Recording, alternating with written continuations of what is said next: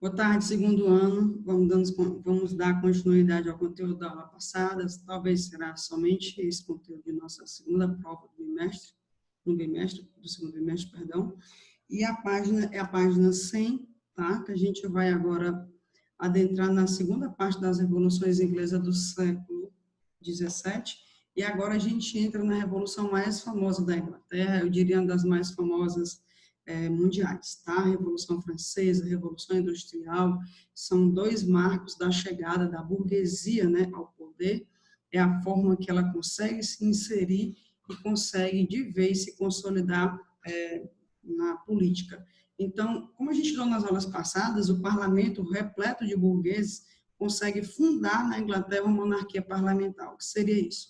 Um poder, um regime de governo que o rei não manda mais sozinho, ele precisa da permissão, né, de outro poder, tal qual existe também no Brasil. No entanto, aqui o parlamento não tem tanto poder assim, tá, como na Inglaterra. Ele tem algumas prerrogativas, iniciativas de lei, limita alguns poderes, mas nem todos, né, porque nós temos também a medida provisória aqui, que dá decretos também que dão amplas liberdades ao poder executivo, no caso do presidente. Então, falando dessa questão atualmente, a Revolução Industrial, ela acirrou as relações de classe, né? É daqui que surgem, então, as ideias marxistas, que algumas pessoas defendem sem saber que elas compõem a classe que o Marx defendia, a classe operária, a classe mais desprezada economicamente, tá? Então, nós vamos ter, então, o surgimento de uma burguesia industrial que comanda todo o mecanismo de produção. Ela tem a matéria-prima e ela vai pegar aquele artesão que sabia fazer uma roupa, um calçado, um sapato, e começa a utilizar exclusivamente somente a mão de obra dele para isso, tá? Ele não é mais o dono daquela roupa. Você não vai mais no alfaiate e manda fazer uma roupa. Hoje você vai, né? Mas naquela época as pessoas perderam essa ideia de ir atrás de alguém, de esperar tanto tempo para que a pessoa fizesse aquela roupa. As pessoas tinham pressa também. É daqui que surgem as famosas frases: tempo é dinheiro. Os ingleses vão se lançar no mundo como a principal economia. Nós já sabemos, nós já estudamos aí outros conteúdos de história, já desse ano, nós estudamos aí a capacidade que a Inglaterra tem de ter várias colônias. A Inglaterra tem os Estados Unidos, é de lá que ela vai trazer o algodão. A maior indústria que ela vai lançar na época, o maior produto, a maior matéria-prima, é a matéria-prima do setor têxtil. Ela vai ter tanto a lã, que vai ser cultivada não, a lã que vai ser retirada dessa matéria-prima da própria Inglaterra e vai usufruir da matéria-prima do algodão lá das colônias, inclusive dos Estados Unidos. Tá? Então, na página 100, vamos lá, pioneirismo britânico na industrialização. Por que que nós vamos falar do pioneirismo britânico? Nós já estudamos que os caras tinham acordos econômicos com o Brasil, o Tratado de Mento, nós já comentamos esse ano, onde a Inglaterra assina com Portugal a prioridade de vender todas roupas, né, setor têxtil para Portugal, e Portugal venderia os vinhos, né, sendo que Portugal nem tinha vinhedo suficiente para abastecer a Inglaterra, e que, claro, era um tratado desvantajoso para Portugal. Mas a Inglaterra se dá muito bem, ela já vinha se projetando a ser uma grande economia, na época a Espanha, que está usufruindo do ouro e da prata, que vão entrar em declínio na América, e aí a Inglaterra surge, então, como a pioneira, e algumas causas, né, para ela ser essa pioneira, a gente vai saber agora quais foram essas causas, tá bom? Página 100, coraçãozinho já no primeiro, terceiro e quinto parágrafo, a página toda é importante, sem sombra de dúvida. Vamos definir o que foi essa revolução industrial. Quando a gente fala nome de revolução, você está falando de uma ruptura, algo muito forte, que é impossível a gente não detectar. Antes, tudo era feito pela mão do artesão. Se você quisesse fazer um roubo para alguém ou vender, você deveria ter, assim, pelo menos uma criação de ovelhas, né? O âmbito, essa prática é chamada de latifício, lanifício, era para tirar a lã, tá, da ovelhinha e fazer as roupas. Dizem que espinhava muito, não eram tão boas de boa qualidade assim, mas enfim, o que estavam vendendo na época. Os ingleses usufruíram muito dessa matéria-prima, porque eles tomaram muita terra das pessoas que não tinham dinheiro para investir. Isso foi chamado encroaching, né? Os cercamentos, foram tomadas as terras de pessoas que não tinham dinheiro para investir nessa atividade. Então, quem tivesse como investir, o governo ajudou essas pessoas a tomarem posse dessas terras, tá bom? Então, ruptura, né? Você percebeu ali que as pessoas pararam de produzir, pararam de procurar roupa do artesão e começaram a ver o surgimento de algumas máquinas, né? Esse século XVIII, né, 1700, ele é muito importante para a gente perceber isso. O homem vai passar a deixar de procurar um artesão e vai procurar uma roupa que venha da manufatura, perdão, da maquinofatura. Nós vamos trocar o artesão que tem a sua manufatura para produzir sua roupa e vamos agora comprar essa matéria, essa roupa de quem tem as maquinofaturas, tá? Definição: a Revolução Industrial ocorrida na Inglaterra integra o conjunto das revoluções burguesas do século XVII, sendo um conjunto de transformações técnicas, econômicas e sociais caracterizada pela substituição da energia física pela mecânica, da ferramenta pela máquina e da manufatura pela fábrica. Muito importante esse conceito que a gente apresentou. O país, né, pioneiro é a Inglaterra, tá? A Inglaterra vai abastecer outros locais, isso é na Europa, Reino Unido, né? Processo de produção, como é que ele vai acontecer agora? Vejamos. O artesanato foi a forma que a produção característica da Baixa Idade Média, durante o renascimento urbano e comercial, estamos isso no primeiro ano, sendo representado por uma produção de caráter familiar, no qual o produtor, o artesão, possuía os meios de produção, era o proprietário da oficina das ferramentas, da agulha e da tesoura, e trabalhava com a família em sua própria casa, realizando todas as etapas da produção, né? Podia ser que ajudasse a cortar, dar forma à roupa, podia ser que qualquer um pudesse fazer isso lá dentro, mas a família toda sabia fazer esse processo, sabia o que estava fazendo, eles sabiam que estavam produzindo roupa, eles tinham essa consciência disso, tá? Realizando todas as etapas da produção, desde o preparo da matéria-prima até o acabamento final, quem sabe seriam realmente eles os donos, né, das ovelhas, ou talvez comprassem de um vizinho, mas eles tinham todo esse controle, tá? E aí tem uma imagem para a gente representar, ó, as famílias produzindo, né? Você poderia ir na casa de uma pessoa, igual você vai hoje, aí eu vou na casa de fulano de tal, que a mãe dela sabe fazer uma roupa. Pois é, antigamente tudo era assim, mas hoje é opcional. Naquela época você só tinha aquela forma de comprar uma roupa, né? E isso foi se transformando exatamente nesse século que a gente está achando agora, século XVIII, que começa em 1700. Não havia divisão do trabalho ou especialização, qualquer um podia fazer ali a atividade, porque eles já aprendiam com os pais, etc. Mais uma imagem aí, ó, de como seriam essas oficinas dentro da própria casa. Chegava alguém, né, para fazer um sapato, encomendar um sapato, alguém pegando ali talvez o couro de uma vaca para fazer um sapato.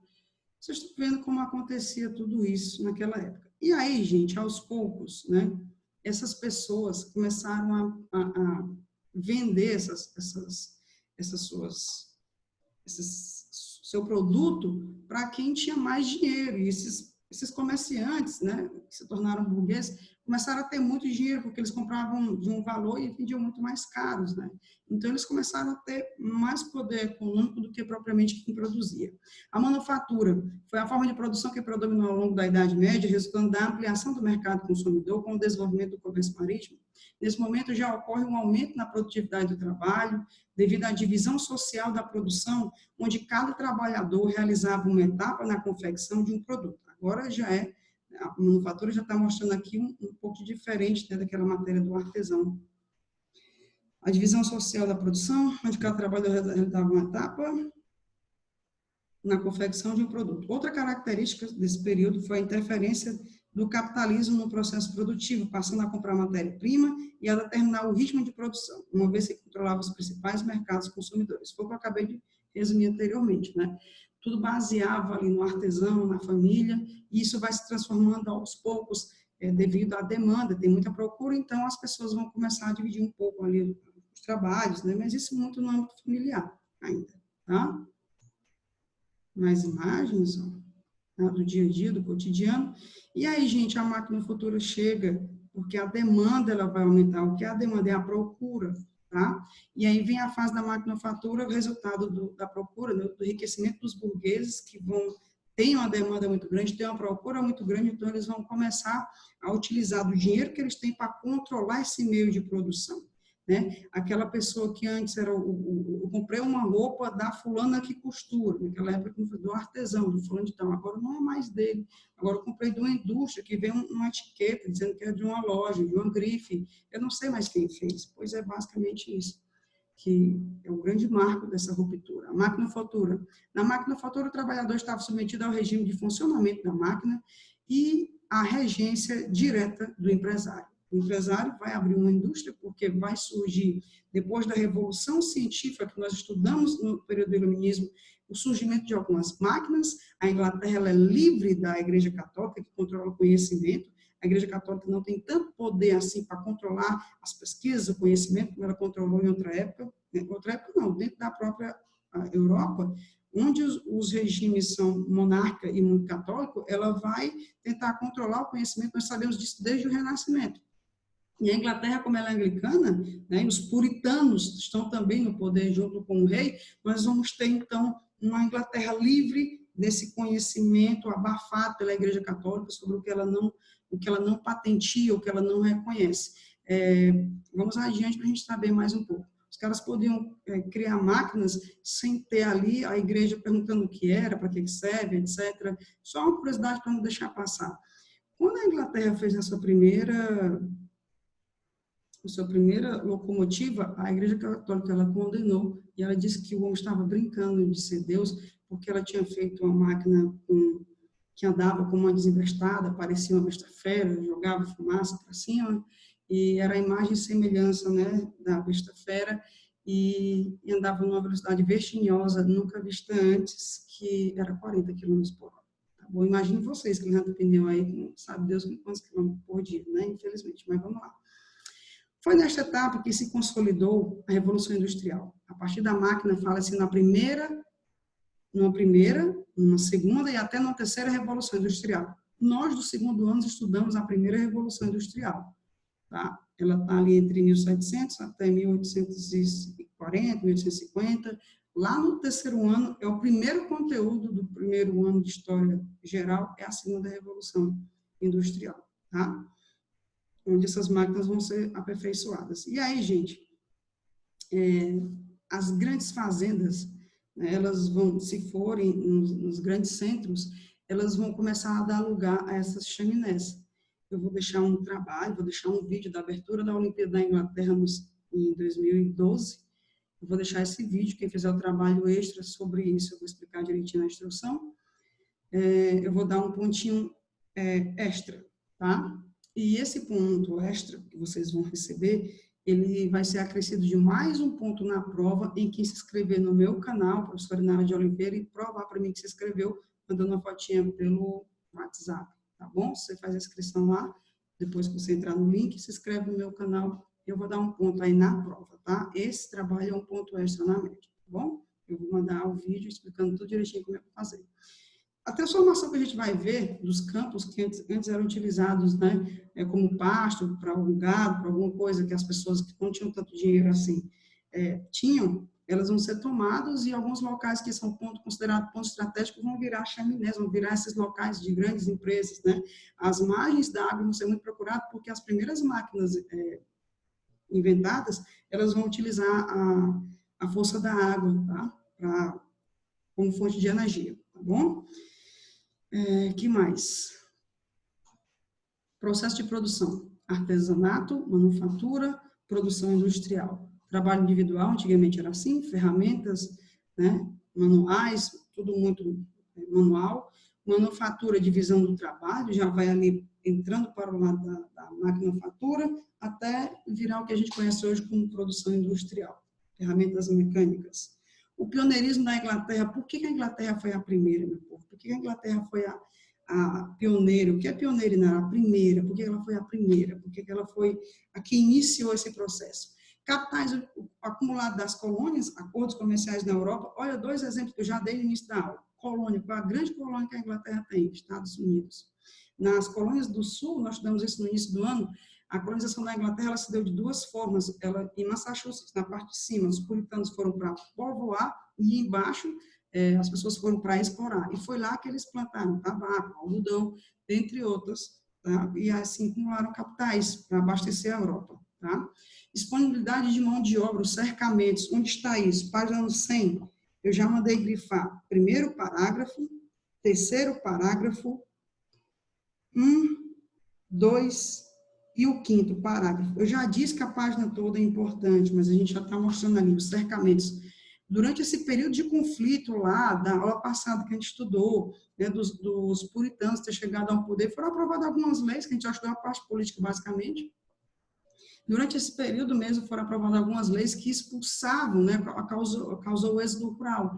Imagina aí se você tem um familiar que mora no Angelina, no Curatá, no Jatobá, que mora mais na zona rural, e que, de repente, houvesse uma ordem, né, do presidente da República, dizendo que quem não tivesse dinheiro para investir nesses pastos, porque o Brasil iria cultivar talvez a ovelha, não sei, qualquer outra coisa, cultivar não, gente, queriam criar lá a ovelha, porque seria um produto certo de venda, então quem não tivesse dinheiro para investir, perdesse, podia se mudar, podia ir para outro lugar, quem não tivesse, ia perder e acabou. E foi isso que aconteceu na Inglaterra naquela época. Hoje, graças a Deus, as leis brasileiras não permitem isso. Mas a gente sabe que naquela época as leis não eram tão favoráveis à classe mais pobre. Eu sei que hoje também não são, mas, enfim, naquela época era muito pior do que hoje, tá? Isso a gente está falando aí da Inglaterra. Então, os cercamentos foi, cercavam as terras, você tem dinheiro? Não, então sai, vai embora. Então, liberou uma mão de obra. Quem é mão de obra? As pessoas que perderam suas terras, elas foram para os grandes centros comerciais em busca de trabalhar. Elas tinham fazenda que não tinha muito gado, era só uma coisa ali para subsistência, tinha 4, 5 cabeças de gado, era só mesmo para manter a família viva, vender, etc. Eles perderam isso, tiveram que ir para os grandes centros e virar mão de obra, trabalhar nas maquinofaturas, né, que deram origem às grandes indústrias hoje. Então, eles vão ter mão de obra abundante, muita gente perdeu terra. Tá? Matéria-prima disponível, reservas de ferro, de carvão e produção de lã. Como eu já expliquei, a reserva de ferro é uma curiosidade muito grande, porque eles têm no subsolo uma grande quantidade de ferro. E a curiosidade é que nessa época se utilizava muito a madeira com o trilho para levar uma matéria-prima de um lugar para outro. Quem puxava isso eram os cavalos.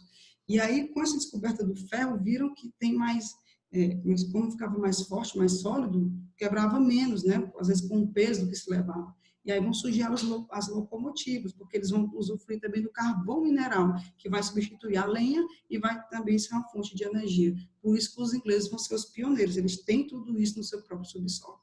Tá? Mercado consumidor, ali em cima a gente falou de acordos comerciais na Europa, eu já falei do Tratado de Mento entre Portugal e Inglaterra. Mercado consumidor, países europeus, assalariados. Olha só, essas pessoas que saíram, perderam suas terras, elas vão trabalhar, elas vão virar pessoas assalariadas, tá? Não é o salário melhor do mundo, mas vão ter lá uma espécie de salário. Vocês vão ver na segunda parte dessa aula que era muita exploração, mas é um salário, tá? Mas é uma espécie de salário, o susto. Marinha mercante poderosa, o que significa isso? A gente já sabia que a Inglaterra liderava os mares, ela só perdeu essa posição basicamente para os espanhóis, que lançaram aí, né, para um grande confronto com a Inglaterra por esses mares. A Inglaterra, quando a Rainha Elizabeth era rainha, ela legalizou basicamente na Inglaterra a pirataria. A pirataria não é produzir nada falso hoje. Naquela época, era você assaltar em alto mar, tá? Então, a marinha mercante, navegação, o Oliver Cromwell, que a gente estudou na aula passada, ele proibiu que qualquer outro navio entrasse na Inglaterra para deixar ou levar algum produto, tá? Uma burguesia no poder, um parlamento, depois da Revolução Gloriosa, que nós estamos na aula passada, é a chegada dos puritanos, dos burgueses, quem tem dinheiro no poder, tá? Eles vão limitar o poder do rei, vai ficar aquela bolinha de troca, você pode fazer isso, pode perguntar ali se pode, etc. Tem esse acordozinho, mas o parlamento sempre se dava bem, porque quem é chefe de governo lá é o primeiro-ministro que é eleito no parlamento, tá? Condições técnicas favoráveis, defender o Estado liberal. O que é o Estado liberal? Sem as intervenções do governo, né? Imagina como seria uma delícia você não ter, mas se você for rico, né? Não estou falando para nós, não, tá? Se você for um milionário, se você tem um grande comércio, imagina você não ter leis que digam quanto você deve pagar de salário, imagina você não ter nenhuma preocupação com o seu trabalhador, se acontecer alguma coisa com ele, tudo bem, vá-se embora, depois volte, não paga nada. Pois é, isso para eles era muito bom, Os puritanos, em sua maioria, se deram bem, porque eles começaram a fazer o Estado investir na iniciativa privada, ou seja, financiamentos maravilhosos para eles abrirem uma indústria. Imagine você, eu chego para o governo, quero reabrir aqui a fábrica do empréstimos. Eu vou lá, faço o Flor do Vale, né, antigo Flor do Vale, faço o empréstimo do governo, o governo deixa eu pagar daqui a 5 anos, por exemplo, e se eu puder, bem devagarinho. Pois nessa época era basicamente o que os ingleses faziam. Eles tinham um auxílio muito grande do governo, porque eles mesmos aprovavam as leis, e eles mesmos se tornaram donos das empresas, tá? Assim era muito bom, né? Condições técnicas favoráveis, meio de transporte eficaz, foram lançando as primeiras linhas férreas, né, para levar esses produtos do interior até as grandes empresas. As primeiras linhas férreas foram criadas para isso, e futuramente elas se tornaram um meio de transporte para esses trabalhadores.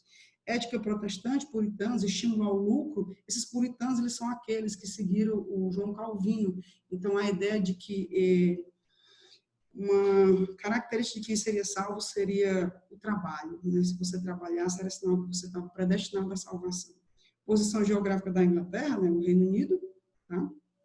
Muito boa para as navegações e para levar seus produtos a qualquer lugar.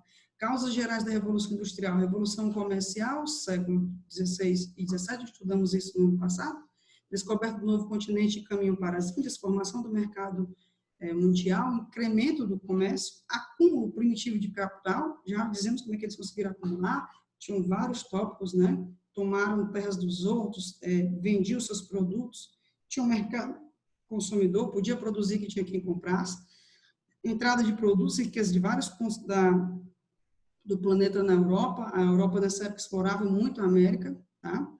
Aparecimento das máquinas, o tear mecânico, a máquina de fiar, máquina a vapor, tudo isso aconteceu exatamente nesse ano, tá? O ano da Revolução Científica incrementou aí no comércio, tá? Essa do tear mecânico, etc. Nós temos ela na página 100, bem na parte de cima, tá? Nós temos aí no slide ainda máquinas a vapor, como eu disse, foi ser utilizado aí, eles abafavam, né, para a locomotiva se locomover, abafavam, isso gerava uma força motriz muito forte e fazia a locomotiva funcionar. Os principais avanços da maquinofatura, entre elas as invenções mecânicas, a Spin Engine, está na página 100 também, tá? Era a máquina capaz de fiar até 80 quilos de fio de uma só vez. Imagine você fazendo isso numa agulha, e agora, comparado a isso, como você não ia mais precisar de alguém fazendo e demorar tempos, é como se você ligar hoje para a uso e dizer: ei, Luciano, eu quero 100 blusas, com uma foto de um casamento, de um aniversário de 15 anos, e ela diz: vem pegar depois de amanhã. Naquela época, para fazer 100 blusas, se demorava, na casa de um artesão, basicamente 3, 4 meses. Né? Então, na época, foi uma revolução muito grande, tal qual é para a gente hoje ter uma blusa com uma estampa que a gente quer. Tá? Tem essas máquinas que foram criadas, máquina a vapor. Todas as invenções mecânicas ganharam maior capacidade quando pensaram em ser aclopadas, a máquina a vapor.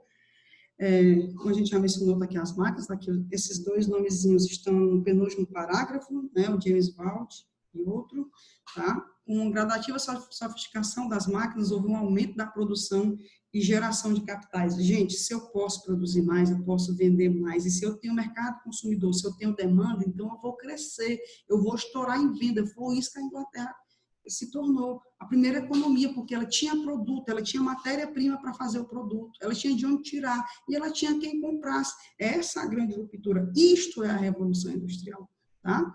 Que eram reaplicados em novas máquinas. Assim, o setor têxtil, a mecanização alcançou o setor metalúrgico, impulsionou a produção em série, levou à modernização e à expansão dos transportes. Tudo isso foi consequência da Revolução Industrial. Tá? Impulsionada, né, por uma série de máquinas, uma série de descobertas, ele descobre uma máquina e vai usar para outra coisa, etc. O que ele descobriu em uma vai ser utilizado na outra, e assim por diante.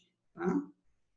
Tem a máquina, né, a máquina a vapor Watt alimentou principalmente o carvão, impulsionou a Revolução Industrial no Reino Unido e no mundo, até o Titanic usufruiu dessa força, né, a vapor aí. Tá? Teu hidráulico, aqui essa máquina, tá? Como elas funcionavam. Estão aí as várias máquinas, vocês podem ver depois os slides, que eu vou deixar disponibilizado para vocês. Tá? Muitas e muitas máquinas foram inventadas e assim dava conta da produção em série. É igual você querer 100 sapatos de uma só forma que você vai vender, né? Muito. É igual você pedir 100 iPhones para vender em Vajota, porque você tem demanda, tem quem compra, então precisa de quem produz isso muito rápido, tá? E aí várias outras, ó. A invenção da locomotiva, como eu falei, condenado pela igreja, né, porque era besta-fera, jogava ali fumaça, etc., andava numa velocidade vertiginosa, 40 km por hora, tá? Os navios também usufruíram disso, tá? E aí, gente, página 111, para finalizar essa primeira parte, o ferro e do carvão, eu já falei que eles estão no subsolo, tá, da Inglaterra. Segundo parágrafo merece destaque, página 101, tá, livro de história, claro. A extração do carvão mineral, terceiro parágrafo, com a invenção da máquina a vapor, além de ser utilizado na obtenção do ferro, mais resistente, barato, e o carvão mineral também foi usado como fonte de energia. Quais eram as duas principais fontes de energias? Lá na segunda Revolução Industrial, nós vamos ver que entrou o petróleo, né, entrou a energia elétrica, o aço, né, foram os principais produtos, né, principais fontes de energia. Aqui é o ferro e o carvão e a questão de prova, tá? Segundo e terceiro parágrafo da página 101, elas merecem muito destaque, tá bom? A industrialização e crescimento urbano é uma grande consequência cobrada em Enem, exploração de mão de obra atípica, para a nossa aula 2 de já. Industrialização e crescimento urbano. Antes do início do processo de industrialização, as cidades inglesas eram centros comerciais de dimensões relativamente reduzidas, não eram tão grandes, voltados para a administração do comércio, tipo de prestação de serviço. Ali viviam funcionários públicos, artesãos, mercadores. Porém, com o avanço da indústria, as cidades mudaram sua fisionomia, em virtude da concentração de grandes multidões nas áreas fabris. Nos núcleos urbanos transformados pela indústria, os operários passaram a habitar bairros populosos ou cortiços em péssimas condições sanitárias. Geralmente, próximos às fábricas, os burgueses viviam nos bairros mais ricos, claro, mais afastados, até em sítios e etc. mais afastados, e quem morava no grande centro, ali próximo às fábricas, o povão, o povo operário, aquele que precisava vender sua fonte de trabalho, seu trabalho braçal, o proletariado, né? O que significa proletariado? Família e poder. O poder que o cara tem, né? Família e riqueza, era a única riqueza que ele tinha era a família, então ele tinha que dar subsistência à sua família, então ele vendia sua força de trabalho. E aí, as duas últimas linhas da página 101, os burgueses viviam nos bairros mais ricos e se instalavam em casas confortáveis, situosas, enormes, afastadas. E aí, na página 100 e 101, tem essa imagem aqui, ó, que mostra basicamente a situação dos grandes centros urbanos, onde quem necessitava, né, tinha que morar próximo, sem falar da condição ambiental, que não se tinha nenhuma preocupação com isso naquela época, as pessoas passavam mal mesmo, inalavam essas fumaças e trabalhavam nas fábricas, daí você tem uma visão mais ou menos do que acontecia com a Inglaterra naquela época. Essa é a primeira parte, já a gente volta para a segunda parte da aula, que a gente vai falar da condição dos operários. Beijos, já a gente volta.